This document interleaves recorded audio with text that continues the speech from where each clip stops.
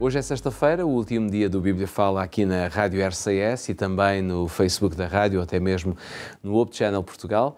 Mas nos próximos minutos nós iremos abrir a nossa Bíblia novamente na primeira epístola de Pedro, no capítulo 4, para retirarmos daqui algumas ideias do que Pedro também nos quer dizer, depois de tudo aquilo que já comentámos ao longo desta semana. Se tiver a sua Bíblia por perto, então abra a sua Bíblia em 1 de Pedro, capítulo 4, 1 de Pedro, capítulo 4, versículos 7 a 11. Vamos ler esta passagem que diz: "E já está próximo o fim de todas as coisas. Portanto, sede sóbrios e vigiai em oração. Mas, sobretudo, tende ardente amor uns para com os outros, porque o amor cobrirá uma multidão de pecados. Sendo hospitaleiros uns para com os outros, sem murmurações, cada um administre aos outros o dom que o recebeu, como bons dispenseiros da multiforme graça de Deus, e se alguém falar, fale segundo as palavras de Deus. Se alguém administrar, administre segundo o poder que Deus dá, para que em tudo Deus seja glorificado por Jesus Cristo, a quem pertence a glória e poder para todo o sempre. Amém." Pedro, encontramos aqui algo muito interessante. Pedro aqui já não vai falar tanto de problemas, mas lança aqui uma série de dicas. Como é que deveriam os cristãos viver, tendo em conta, de alguma forma, o fim de todas as coisas, como Pedro lhe chama? Sim, o apóstolo Pedro parece querer dar aqui algumas indicações práticas e desafiar os crentes da sua igreja a este tipo de vida, cheio de amor uns pelos outros, com hospitalidade, sem murmuração, etc. Sobretudo porque estamos próximos do fim de todas as coisas. Ele coloca isso nesse contexto. É porque estamos no fim de todas as coisas, no tempo do fim. No fundo, o que ele está a dizer é porque queremos que Jesus há de manifestar-se em breve. No contexto do Novo Testamento, é isso que significa o fim de todas as coisas. Ou seja, para não haver confusão, porque é evidente que a expressão o fim de todas as coisas, consoante o que as pessoas quererem, pode significar muitas coisas, não é? E pelo facto de Pedro já dizer que naquele tempo era o fim de todas as coisas, não significa que nós estejamos longe do fim. Agora, esse é o ponto onde eu precisamente queria começar, é esse, porque, claro, para alguém que nos ouça, que não creia na palavra de Deus, ou pelo menos que lhe crie confusão, é evidente que nós podemos pensar como é que um homem a quem nós queremos, que foi inspirado por Deus, podia escrever uma coisa como estamos próximo do fim, e no entanto nós hoje já sabemos que não estávamos nada próximos, não é? Claro. Pelo menos segundo uma contagem humana, não podemos esconder esta realidade, nem tentar camuflá-la. Nós entendemos claramente que os verdadeiros filhos de Deus, isso é visível ao longo de toda a Escritura, têm ou vivem com um sentido de urgência tremendo. Como se a iminência da manifestação de Deus esteja próxima. Uhum.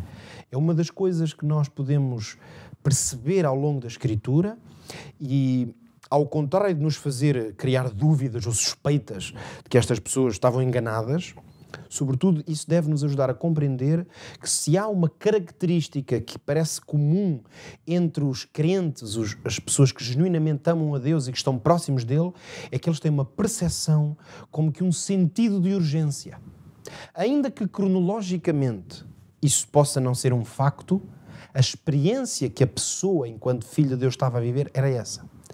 É por isso que nós vamos encontrar o apóstolo Paulo a dizer, quando lemos, por exemplo, a sua soberba explicação aos Tessalonicenses acerca da volta de Jesus, como é que ela vai acontecer, a ressurreição dos mortos. E ele aí, inclusive, até se colocava como um dos possíveis não... Quando ele diz nós, os que estivermos vivos. Nós os que estivermos vivos, exatamente. Quando fala da ideia de que quando Jesus voltar nas nuvens dos céus, rodeado pelos seus anjos, portanto, o ensino, a dogmática, se quisermos a doutrina do apóstolo, estava muito clara. O Senhor Jesus vem nas nuvens dos céus, portanto vem fisicamente e visivelmente, vai haver uma ressurreição daqueles que vão subir com ele, e os que estiverem vivos, esses nem vão à frente, nem vão atrás dos que estavam mortos, porque os que estão mortos são ressuscitados e os que estão vivos juntam-se a eles. Só que nessa expressão, como dizias, o apóstolo diz nós os que estivermos vivos. Portanto, a percepção que ele tinha era de que ele estaria entre esses. Sendo certo, quando ele escreve a carta a Timóteo, por exemplo, que nós sabemos que já se encontra numa fase muito mais realmente próximo do fim da sua vida, Paulo já parece ter uma percepção muito mais clara do que quando diz, para mim, o fim da carreira chegou, não é? A coroa da vida está-me guardada. Nós percebemos que ele teve essa evolução, sobretudo porque percebe que a sua vida está próximo do fim, mas isso não retira que o apóstolo Paulo, ao longo da sua vida, mesmo recebendo inclusivamente visões da parte de Deus sobre estas coisas, ele tinha um sentido de urgência. Exato. Ou, se quisermos dar um exemplo talvez ainda mais forte, é percebermos que Jesus falou várias vezes nos seus discursos, nas parábolas, por exemplo, em tantas parábolas que falou acerca do fim, da preparação para o fim, e que os seus próprios discípulos, que ouviam o seu ensino, o que é que lhes acontecia? Muitas vezes, devido à maneira como Jesus ensinava, eles questionavam-se ou até lhe faziam perguntas diretamente sobre quando é que o fim do tempo aconteceria. Lembremos, por exemplo, do famoso discurso de Jesus em Mateus 24, em que ele vai apontar para muitos dos sinais e das condições que este mundo vai conhecer quando o Filho do Homem, como ele diz, estiver para voltar à Terra, e que são os apóstolos que, depois de ouvir Jesus falar, dizem: Senhor, mas que sinais haverão destas coisas? E quando é que será o fim do tempo?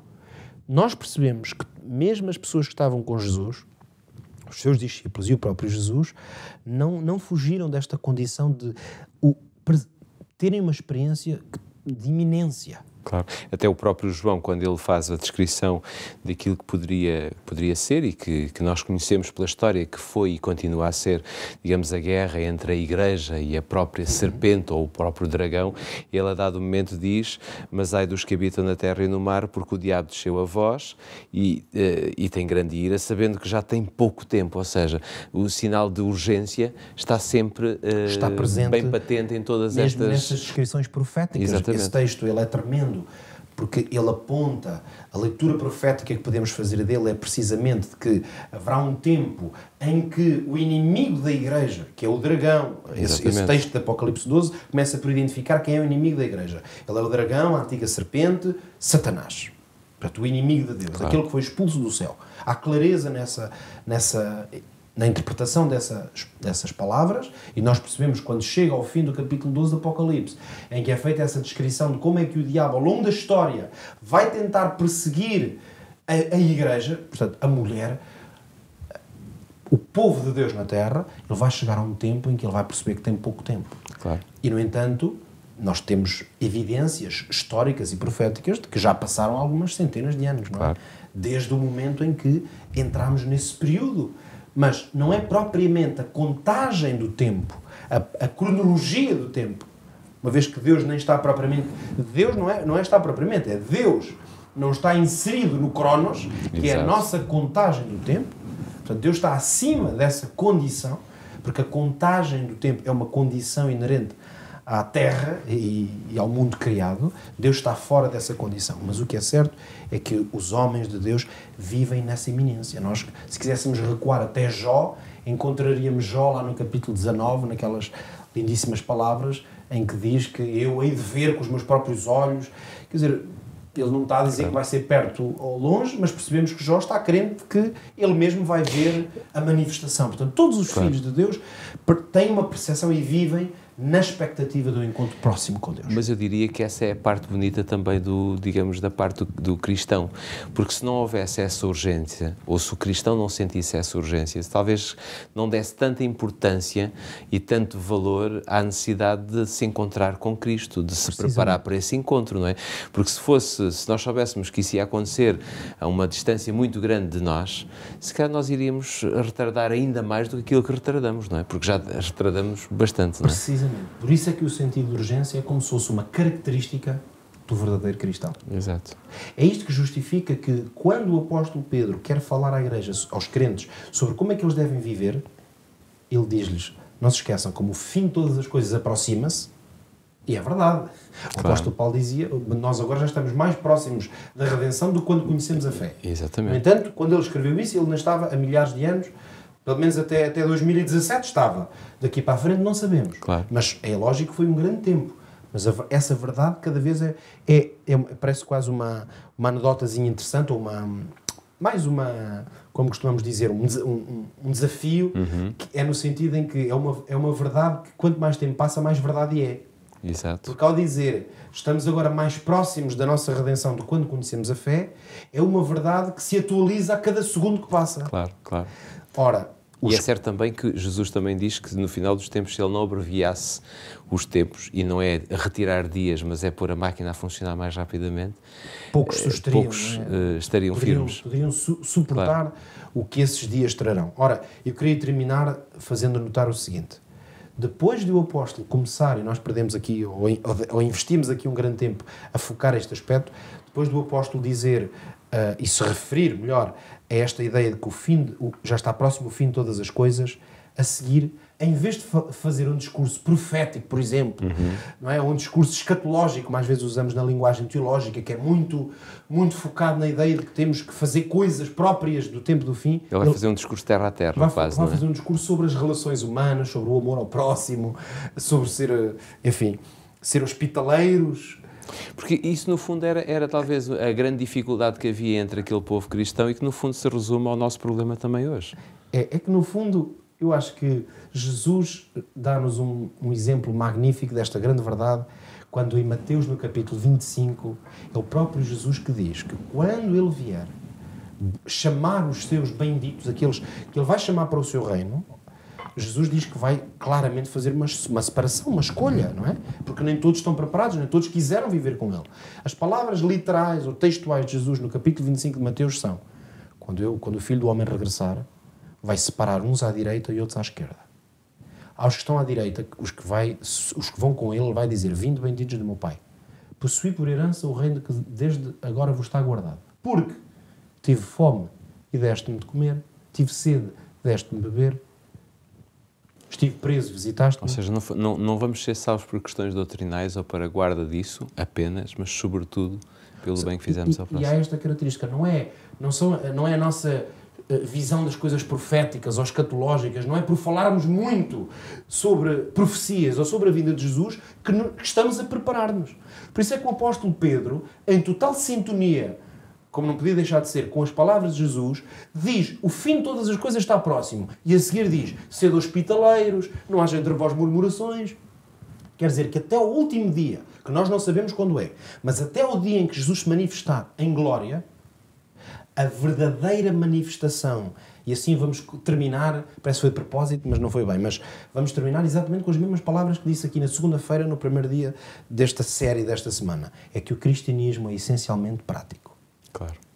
Portanto, Jesus vem buscar as pessoas que praticaram esta fé, quer dizer, que amaram os outros, se relacionaram com ele e não puseram nada das outras verdades da Bíblia em causa. Agora, viveram e comportaram-se como cristãos. Claro. Agora, se eu não falo, não amo, não abro a minha casa como um cristão, eu não vou para o céu ser cristão. Claro. Porque eu lá depois não ia abrir a minha porta também. Claro. Por isso, fica aqui o repto para que você seja diferente. Diferente não na perspectiva daquilo que você acha que deve ser diferente, mas na perspectiva daquilo que Deus acha onde você pode ser diferente. E eu acredito que se você for a Cristo, você vai encontrar claramente aquilo que Deus pretende para a sua vida, para que Deus seja glorificado por Jesus Cristo, a quem pertence a glória e poder para todo sempre. É assim que fechamos mais uma semana do Bíblia Fala.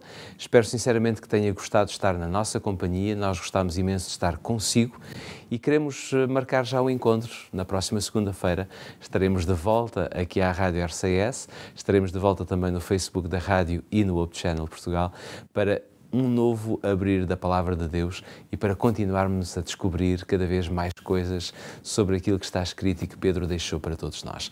Tenha um ótimo fim de semana. Já sabe, nós estaremos cá na segunda-feira, neste mesmo horário. Até lá.